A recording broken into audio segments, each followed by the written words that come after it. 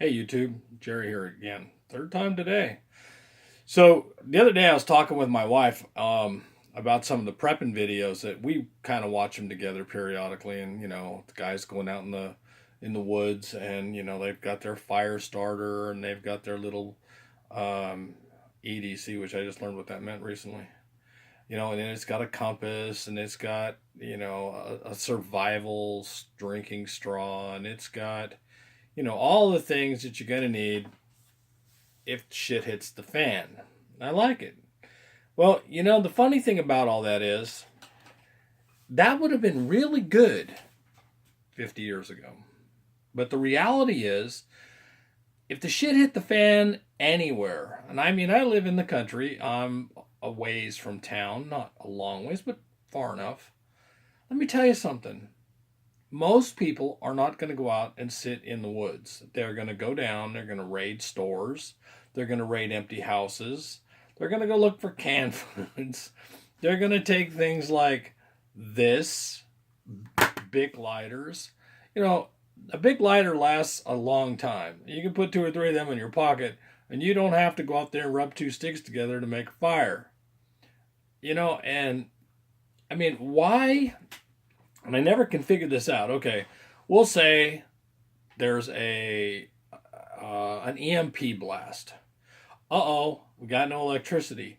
Do you really think it's better to leave your home where you have clothing, blankets, food, water if you're smart? I have a well, so I can make my well run off of an inverter if I needed to.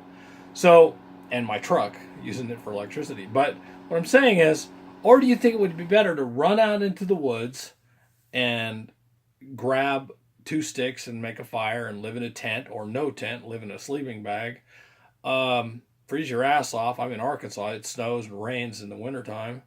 Or do you think it would be better to just get a couple extra blankets and throw them on my bed and survive?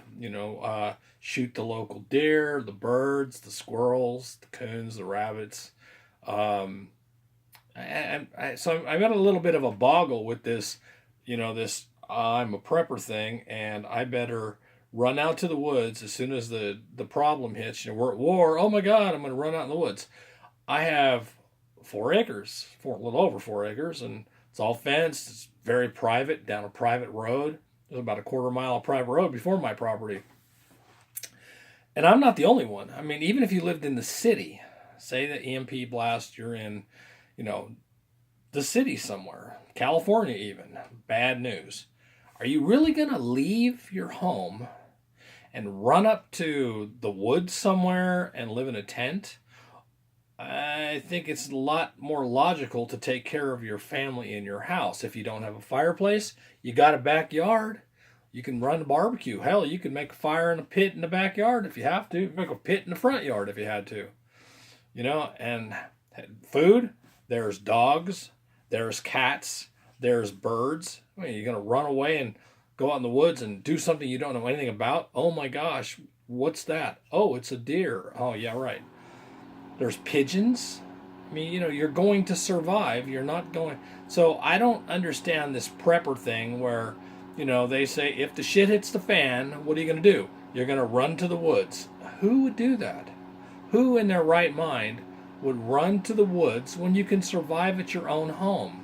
And like I said, the city, not such a great place, but if you're in the city, you've still got better resources than running into the woods where you have no knowledge and no resources.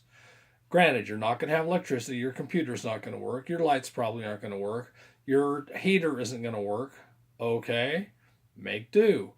Build a fire pit in your front yard, in your backyard. There you go. Build it in your damn garage if you have to. It'll vent. There are better options for prepping than running out to the woods. I have a hard time relating to this.